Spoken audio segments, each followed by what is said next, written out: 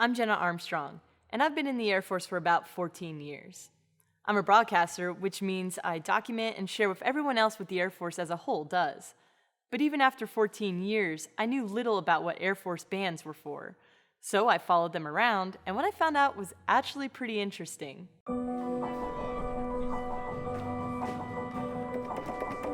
Check.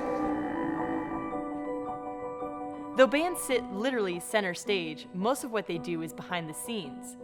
It's smart, it's delicate, it's diplomacy at its finest.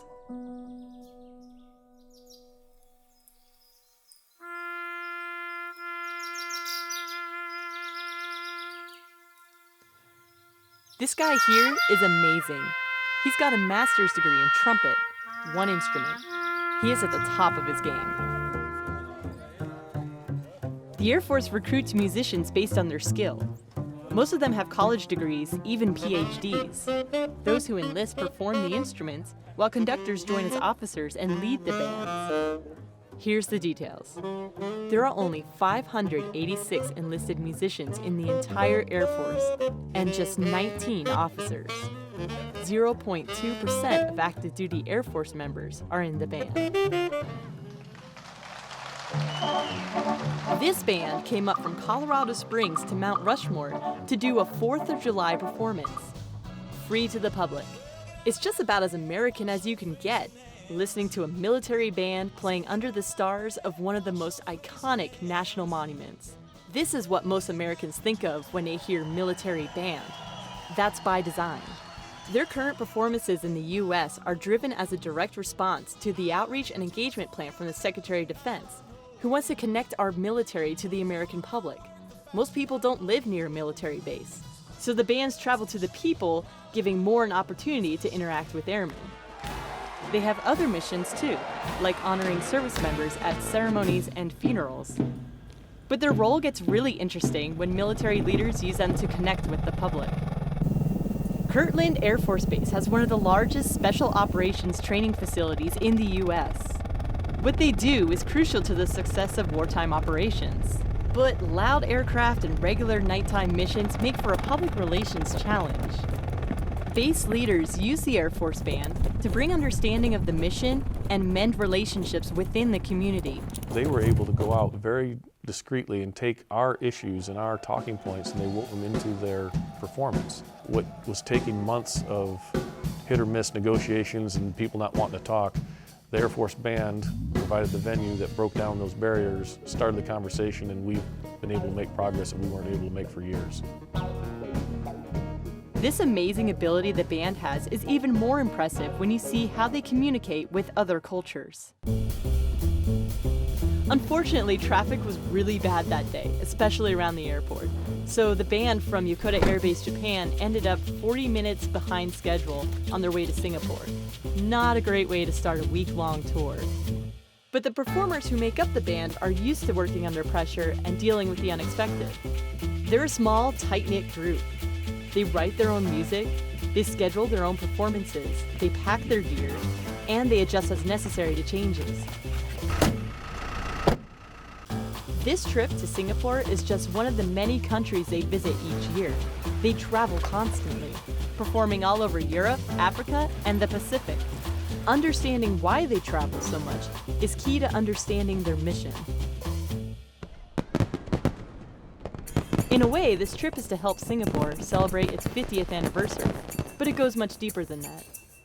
Their visit has everything to do with supporting the U.S. foreign policy. When the president announced the pivot to Asia, now more generally known as the rebalance to Asia, I think what the administration was saying was that, this is a region that is critical to the future, to the United States economically, politically, and security-wise. One of the things that the military bands do is they touch more than one facet. There's the security piece of it because they're wearing a uniform of a member of the U.S. military, but there's also the culture piece because they're showcasing American music, American talent.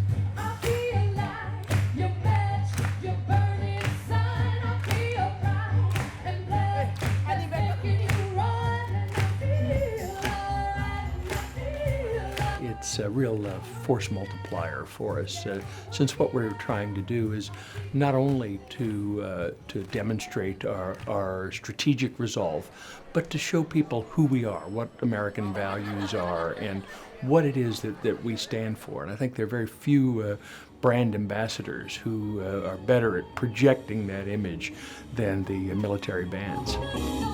Force multiplied strategy aside, the kids, everyone loved the band. Singaporeans are super reserved, so it might be hard to see, but they are elated. Schoolgirls were giddy, and everyone enjoyed the sounds of popular American culture played live. But why Singapore? We're already friends with them. Why not send these ambassadors somewhere else? The younger generation in Singapore doesn't remember the Vietnam War. They certainly don't remember World War II. And so the context of the U.S. presence in this region is different than, say, how their parents and their grandparents would have seen it. We constantly have to remember that you have a current generation of leaders here who will be retiring in the next 5 to 10 years, and we constantly have to regenerate those relationships with the generation that will be influencing the next 20, 30 years of not only Singapore's history, but also regionally.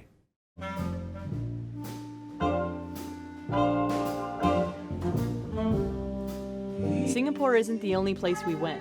We met up with an Air Force band stationed in Germany. Here they are, playing for a local German audience the night before flying off to Africa, another place the U.S. is focusing its attention on. Mauritania is friendly with the United States, but they're a young country with a difficult past. This country went through a period of insecurity from terrorist attacks by Al-Qaeda from 2005 to 2011. They have managed to protect their people against violent extremism since then, and all of the credit for that goes to the Mauritanians and their people, but they are the first to say that they have had a lot of good cooperation with the U.S. military, and it's a very close relationship.